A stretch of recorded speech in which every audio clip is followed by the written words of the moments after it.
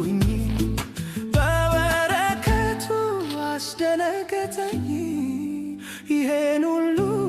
መቼ ጠበቅኩኝ ጌታ ሆነው ክብር የሰጠኝ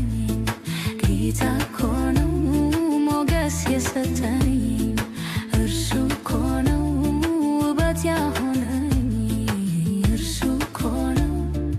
የባረከኝ